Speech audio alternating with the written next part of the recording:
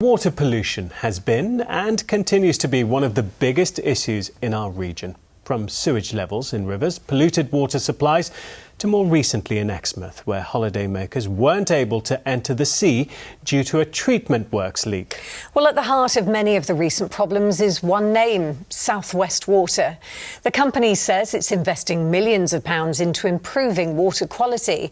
But one campaign group has begun taking matters into their own hands. Here's Marina Jenkins. When the river looks as beautiful as this, it's hard to imagine what might be lurking in the water.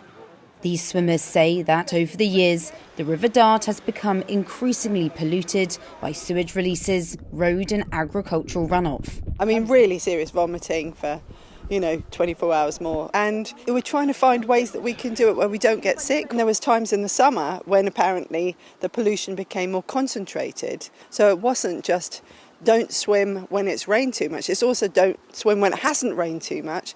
So you're trying to juggle all these different circumstances to know, well, when can I swim? And it's not just swimming. People use this for rowing, canoeing, walking, paddleboarding and boating. There's so many activities that are done on this river, and it's just delightful when it's clean. But at the moment, it feels a little bit uncomfortable going in. It's not something you can do in many places. It is a beautiful place to swim as well. And we're right next to Totnes. Anyone can come down here, and that should really be an opportunity we should preserve. Friends of the River Dart is a community initiative that wants to improve the water quality and ultimately end the pollution altogether. Along the 47 miles of the River Dart, the Environment Agency currently tests at 4 sites. But Friends of the River Dart want to expand this to 7 sites and test throughout the year to get much more reliable data. To fund this, the Community Interest Company has launched a crowdfunder, hoping to raise £30,000. Each single test for 2 bacteria at the moment alone costs £30.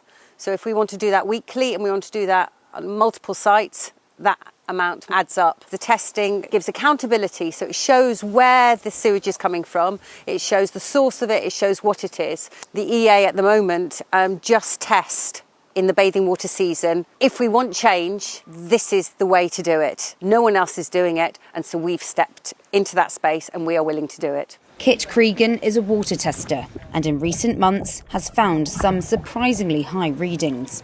There doesn't seem to be a consistent pattern at the moment with when we're getting sort of high levels of bacteria and when we're getting low levels of bacteria.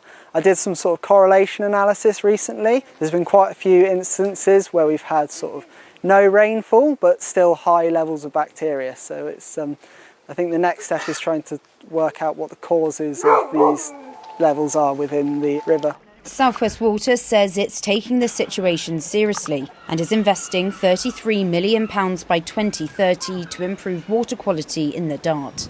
This community group is doing their bit to help, making the river a cleaner, safer place for all to enjoy. Marina Jenkins, ITV News, Totnes.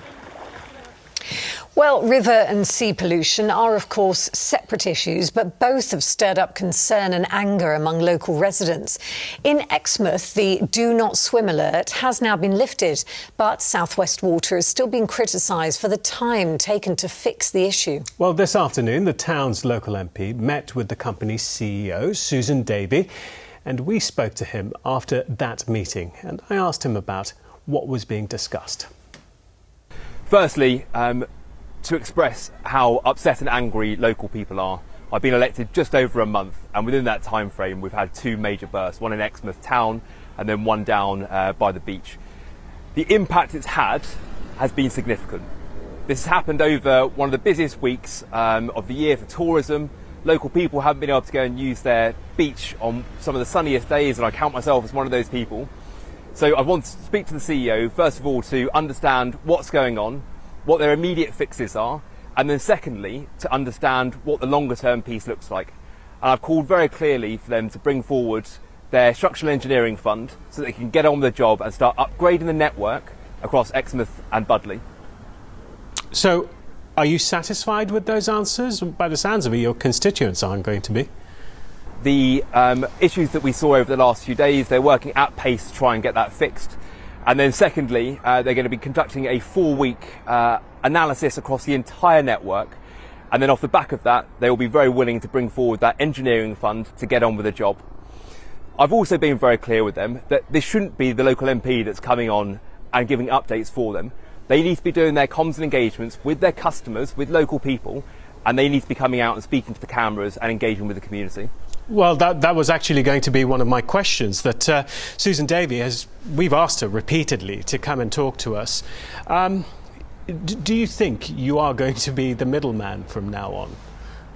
The reason why I've stepped in now is because the situation dictates it. We've had these big issues going on across the constituency, and then we have multiple different stories popping up online and in person. Everyone's saying what's going on. The narrative has been lost on this, and South West Water need to come in front of a camera, they need to go into the community, and they need to tell people what's going on and what they're doing to fix it. Because trust is at an all-time low. What can you say to your constituents tonight about a solution? So I've been completely clear, and again, this should be South West Water's representative coming out and saying this, that there is no overnight fix to that. They're going to have to come out, they're going to have to do their analysis, and they're going to have to get on with the job. But this is going to take time, and we need to manage expectations. And I'm more than happy to work with South West Water on that, but it's them who need to be communicating this message, not the local MP. So it's really a failure on South West Water then? The fact that trust is so low, and there are so many different narratives about what's happening in the community, yes, that is a complete failure. They have lost the communication on this, and they need to work very, very quickly, at pace, to start re-establishing that. And again, it goes back to that central point: actions speak louder than words. Get on with the job, bring forward money, and start building the infrastructure needed so that we're not seeing these issues going forwards. OK. David Reid, thank you. Thank you.